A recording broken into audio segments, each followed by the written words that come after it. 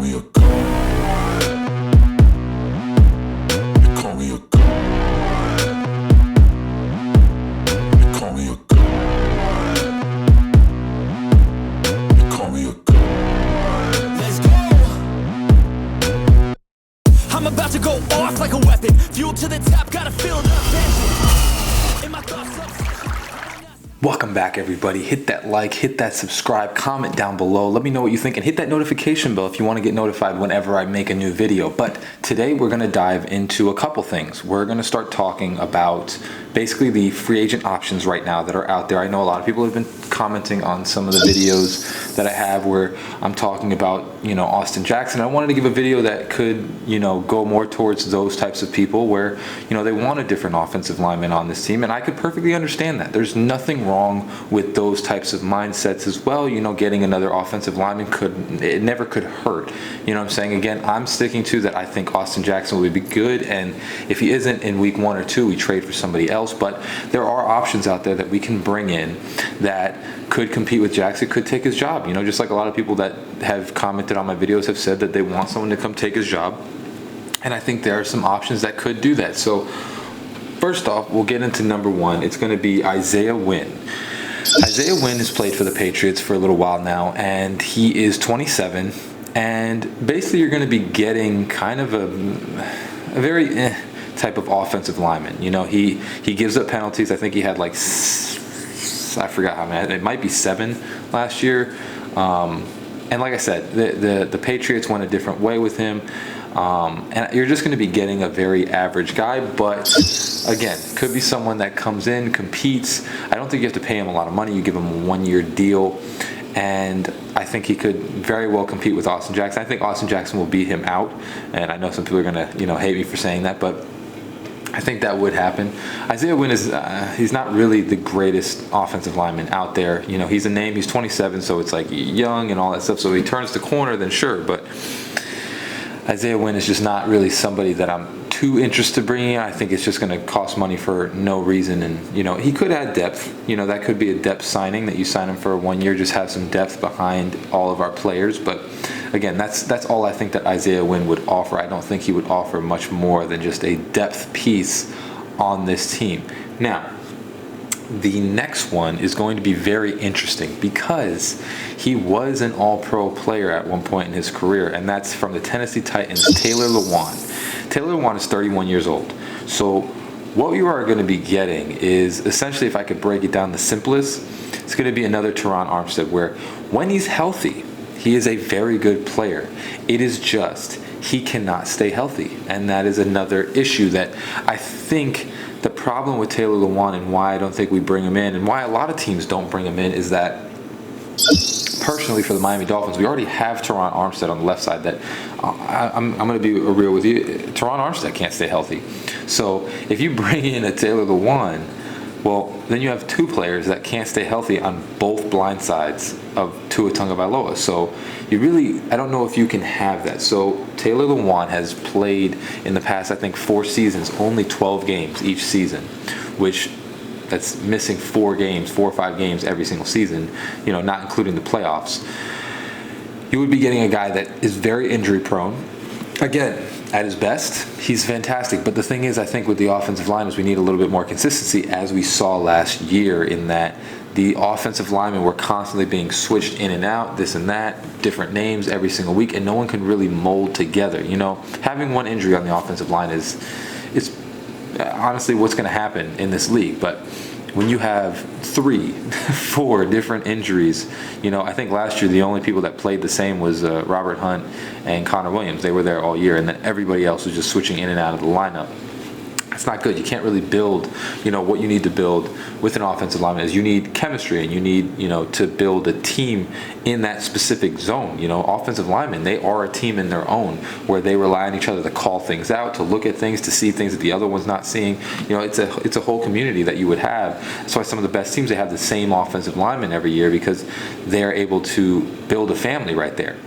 So I think the problem with Taylor Lewan is that, yes, of course, he's a great player. It's just if you have another guy, Teron Armstead is already injury prone. If you have another guy that is injury prone, it's just tough to see this offensive line going anywhere if that's going to be the case. Because then, then you have to figure out the left guard, and then Austin Jackson comes in and out of the lineup, which if he's going to be starting, then he should be starting. You know what I'm saying? So Taylor Lewan, kind of a tough pick. Now, the one that I could see us bringing in would be Dalton Risner. He's from the Broncos. Again, we got our offensive line coach from the Broncos.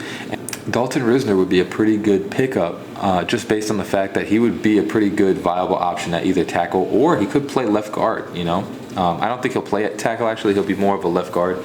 I don't know about Liam Eichenberg. I think Austin Jackson has potential. Liam Eichenberg, pass blocking wise, I just don't trust him. I think run blocking he's good, but pass blocking he can't stand up to a lot of the power that some of the defensive ends give, which maybe eventually if he puts on some weight and gets a little more confidence, then he could do that, but I just don't trust him. So Dalton Risner could be one of those guys. Of course, he might be a little more expensive than Lewan and Isaiah Wynn, but he would probably give you the most quality bang for your buck offensive lineman. He's played 15 games each year of the last 2 or 3 years, and he's been a pretty decent player. He's not an all-pro, but I don't think you need an all-pro all over the offensive line. The Eagles had that, but that's great, but eventually you have to pay all those people.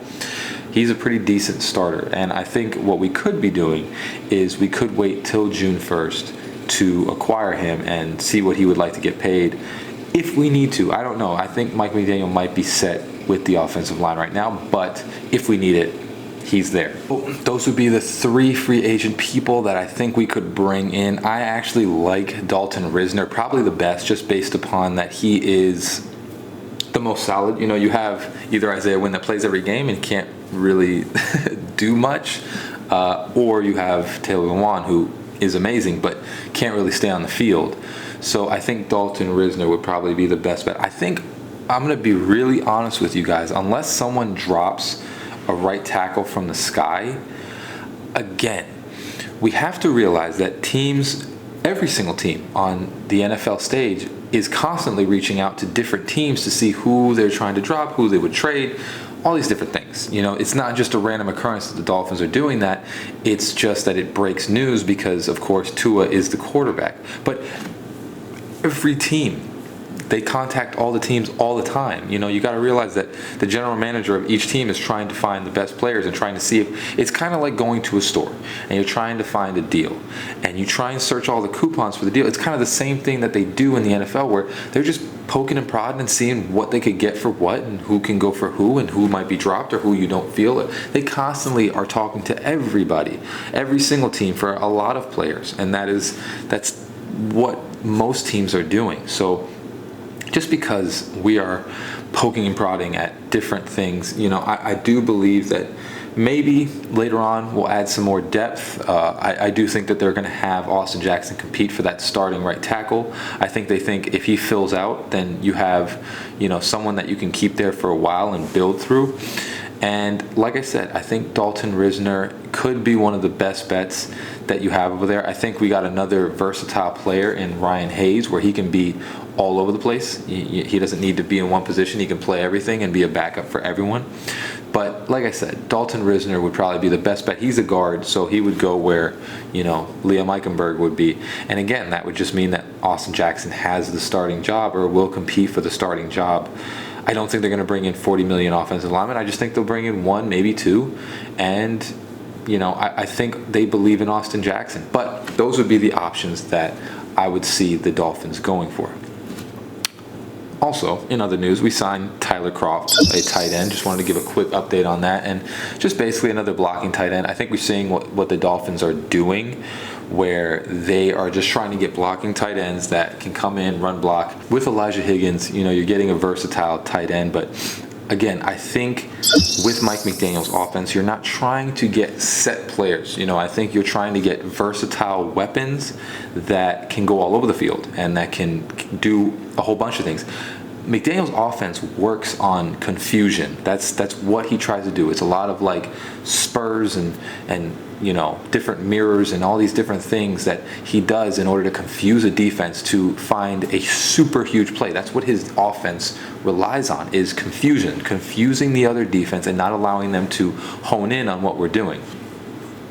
And what I think we're using tight ends for is they're just going to do very simple stuff. They're not going to go crazy. We're not trying to get the 49ers offense. It is a different offense. It's Mike McDaniel's offense. He learned from them, but he implements different things. So with the tight ends, we have 6 at this point.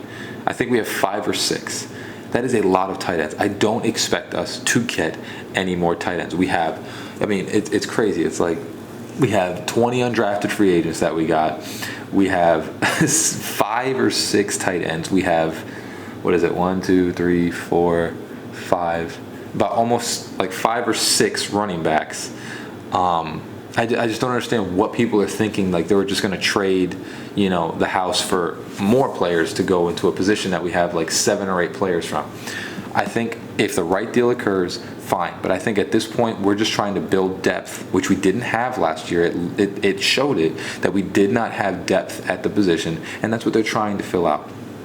But on to other stuff besides that. The season schedule will be coming out at 8 p.m. tomorrow. And there are a couple of tidbits that we're going to see now where, honestly, we have a couple of games that are going to be pretty awesome. So the first one that I want to talk about is going to be the Kansas City Chiefs. We are playing them. Obviously, we all know that. I've done a schedule review before, but we are actually going to be playing in Germany this year. So we're going to be going to Frankfurt to play the Chiefs. And I think that's going to be a really interesting game. That's going to be one of those early ones. And then the first ever Black Friday game is going to be with the Miami Dolphins versus the Jets. We're going to be going to the Jets for the Black Friday game, and it's the first one ever that they have done, which is interesting. I'm trying to see. So they're just trying to. It's cool. They're trying to fill up the whole weekend with football games. So you're going to have Thursday night at that point, Friday, Saturday, Sunday. So you're going to have Thanksgiving, Black Friday, Sunday, and then Saturday is obviously college football, and then Monday. So we are going to test the waters, and what it's just showcasing is that the Dolphins are a different team right now. The Dolphins are really becoming just a premier team. Of course, Aaron Rodgers is on the Jets, which is going to be a great game. I really think that's going to be an amazing game to watch. But it's just showing that this is just the first of it. We got to see. We're probably going to get a Sunday night game, a Thursday night game, Monday night game. The Dolphins are becoming one of the premier teams in the league. And, there have been teams that have been good, but they don't get the type of media coverage that the Dolphins are getting right now, where they are getting premier time zones, which a lot of teams, they don't get stuff like that. The Dolphins are really becoming something exciting to watch. And again, I'm going to probably make a video, we'll see when the schedule comes out. I'll probably make a video to see where we are and, just do a quick video on it. But just wanted to give you guys an update on, we had the first Black Friday game. That's pretty crazy. We're going to play in the Jets. That's going to be a nuts game. It's probably going to be playoff contentions with it too. So, don't drink too much on Thanksgiving because the next day is going to be wild. That is all I have for you guys today. Hope you guys enjoyed the video. As always, hit that like and subscribe, comment, ring that notification bell because that'll tell you when I have new videos. But as always, hope you have a great rest of your day. Fins up. Peace.